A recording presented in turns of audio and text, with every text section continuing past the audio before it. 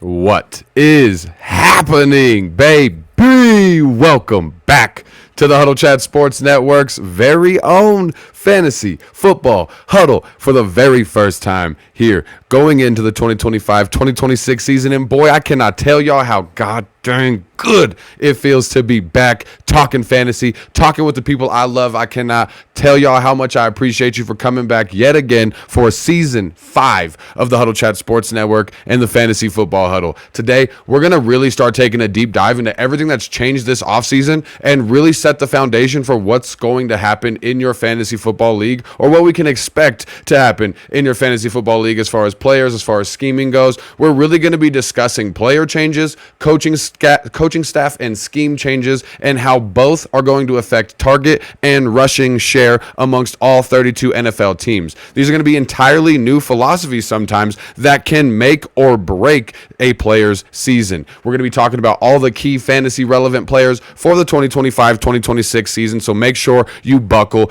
in. Of course, all 32 teams is going to take a lot of time, and I know you don't have all that time for just one video, so we're going to break things down nice and short and simple, baby steps for everybody. Like I said, we're laying that foundation and giving you the research, giving you the starting point that you're going to need going into training camps and what you're going to be paying attention to as you start to really develop your draft research strategies. Now, before we get started, as we always do, if you're new to the channel, make sure you hit that subscriptions bar as well as that notifications bell, because all y'all, you really don't know how much it really helps me if you guys smash that like button, if you like the content. And if you don't like the content, tell me what you don't like about it down below in the comments. I love to respond to almost everybody as long as I can. And like I told you guys, we're getting started. We're getting cracked into this whole 32 teams. So we're going division by division, starting with the AFC and the AFC East. Now, as we're going to be starting with all of these videos, we're going to be talking about coaching changes and how they dictate the offense philosophy and ultimately the player opportunity. There's been a whirlwind this offseason of head coaching and offensive coordinator changes, as well as a ton of player movement, and we're covering all of those in these videos here.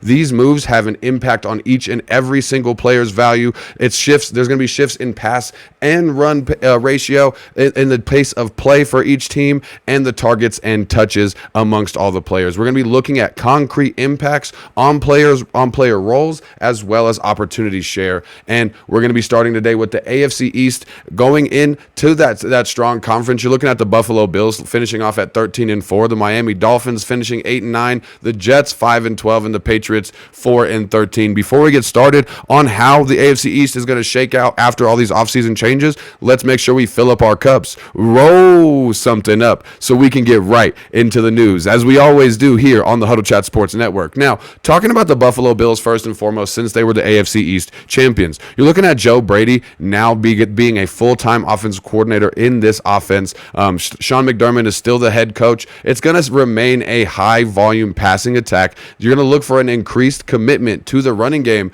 this year. You do expect them to remain high-scoring and aggressive, as they always have been, and hopefully more efficient than they have been in the past few years. You're looking at departures with wide receiver Matt Collins going to the Patriots and wide receiver Amari Cooper, who at the time of the recording of this video has not signed to a team yet. There's talks of him going a couple places, except the Raiders. It sounds like he does not want to be a Raider. They did add running back Darrington Evans, wide receiver Elijah Moore, and wide receiver Josh Palmer this year.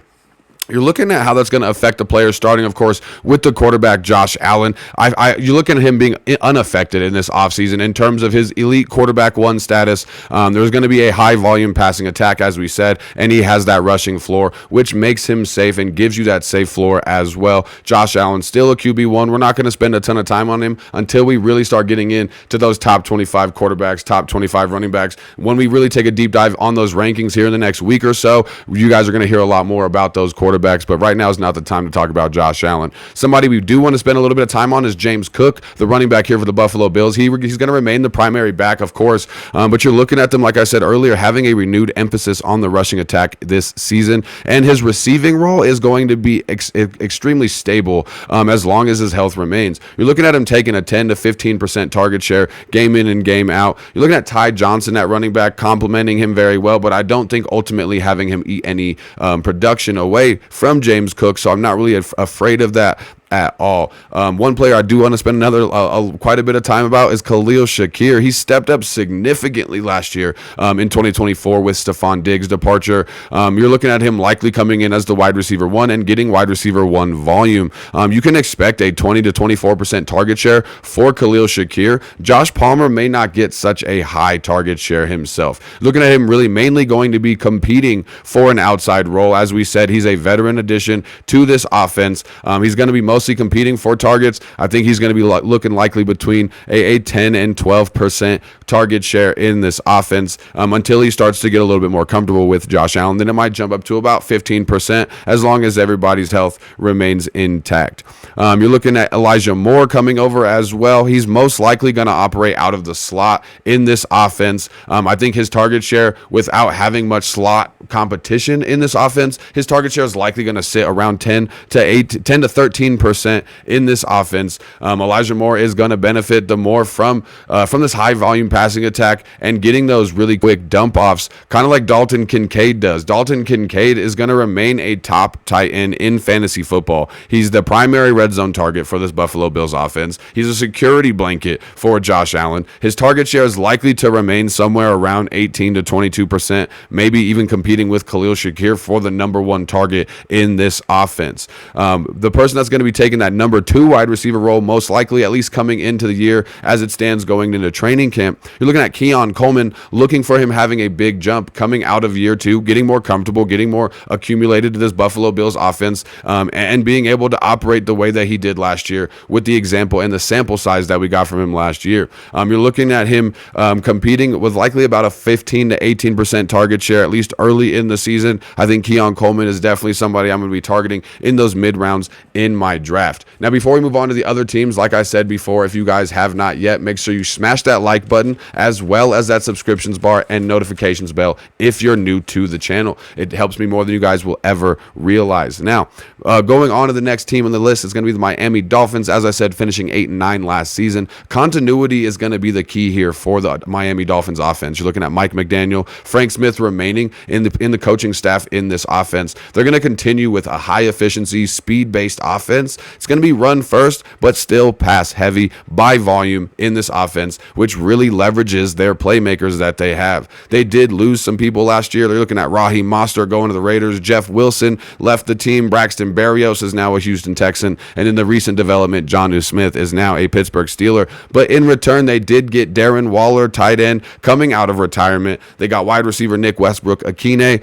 wide receiver Dwayne Eskridge, and Alexander Madison to hopefully take some of that Raheem Mostert role. But because of Raheem Mostert's departure, you're looking at Devon Achane, of course, being the primary back in this offense. He's extremely explosive, extremely efficient in a yards per carry standpoint. He's got a high rush share, and his receiving volume is going to be key in this offense. You're looking for him having a 10 to 14% target share, with Raheem Mostert being out on the free agency list, out going to the Raiders now. You're looking at Tua Tagovailoa remaining a high efficiency quarterback, and high efficiency is going to be key for Tua Tagovailoa. His ceiling is somewhat capped by the passing volume in this Miami Dolphins offense not being elite. He's going to be a reliable quarterback too for you, a good backup quarterback, a good trade option to have on your roster for the 2025-2026 season. His main wide receiver, Tyreek Hill, is still going to be an elite target, and he's a target hog. You're looking at his talent, ensuring that he has a massive target share, 28 to 32%, if not more, if his health allows it.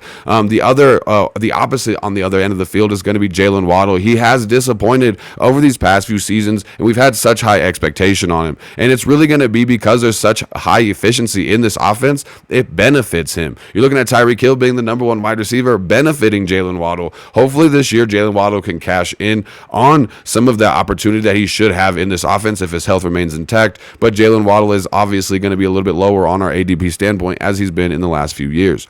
You're looking at Darren Waller, as I mentioned before, filling a void that was left by Jonnu Smith in an offense that seemed like it was going to have to go tight end by committee when Jonnu Smith went to greener pastures. You're looking at him, Darren Waller, really coming in. Like I said, he's coming out of retirement for this, so there's got to be an opportunity and a role for Darren Waller. He is the only tight end worth mentioning on this offense right now. However, Miami's tight ends are rarely high volume targets in fantasy football. They're very rarely high target options in fantasy football. So you're looking at Darren Waller, has a lot of hope, a lot of expectation, but I would not go too crazy on how high I think Darren Waller might be going in drafts just yet. Moving on to the New England Patriots and their new look offense. You're looking at Mike Vrabel now being the head coach, and offensive coordinators going back to Josh McDaniels. You're looking at them going to shift to a more traditional run-heavy, play-action controlled offense that's going to be more conservative as far as the passing goes.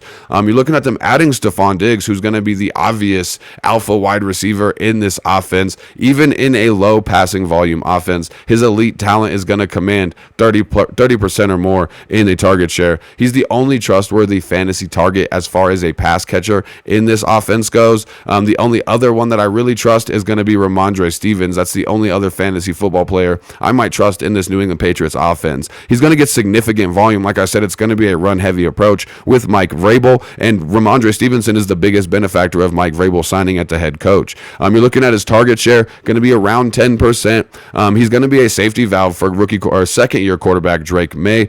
He's going to have a tough sophomore year. Speaking of Drake May, he's going to have a low-volume passing offense that's really just going to key in on some of those playmakers and not make him work too hard. He's going to have easy decisions, hopefully, in this offense as the designs are made up and the schemes are made up. Another valuable target that you might consider adding into your waiver wire options or into your radar is going to be Hunter Henry. You could see him potentially getting 10 to 15% target share as a reliable safety blanket in this offense, because we don't really know what Austin Hooper is going to bring. We do know the New England Patriots have loved going with like a 2 tight end set a lot of times over the past few years. So keep your eye on Hunter Henry, but I'm not sold on him just yet. Last but not least, we're talking about the New York Jets and their new head coaching staff with Aaron Glenn and Tanner Engstrand coming from Detroit. You're looking at them bringing a lot of that creativity and a lot of that physicality from that Detroit Lions culture. You're looking at them bringing a fresh start for this offense as well, which is extremely needed in the New York Jets right now after losing Aaron Rodgers, after losing Devontae Adams, after losing Tyler Conklin. You're looking at them gaining Justin Fields, wide receiver Tyler Johnson, and wide receiver Josh Reynolds in the offseason. And you're looking at this offense expecting to be more heavy in the rushing aspect, especially adding Justin Fields. He's got a lot of high upside, I think, this year. You're looking at the offense completely shifting to leverage his rushing ability.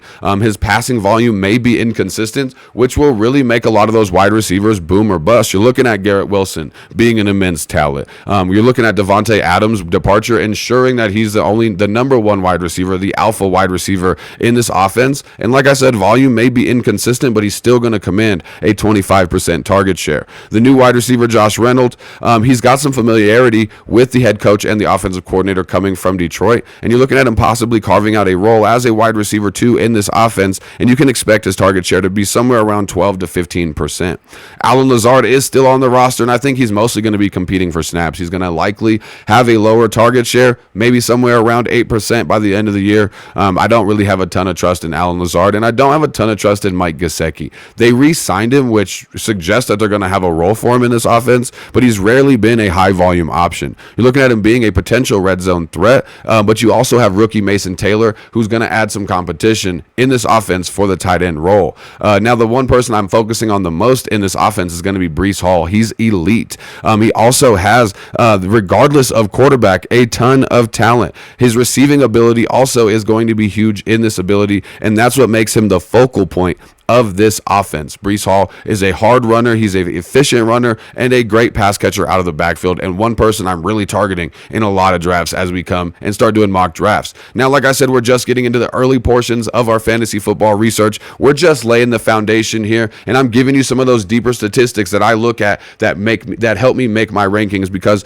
as we did last year, we're going to start helping you build your own rankings. I don't want you just listening to me and regurgitating what I'm saying. I want to make you a better fantasy football player and analyst all together by watching the Huddle Chat Sports Network. Thank you so much for tuning into me today and giving me your time. That's going to do it for today's episode. Make sure you always keep your chin up and your attitude down. I'm going to see y'all next time. Peace out.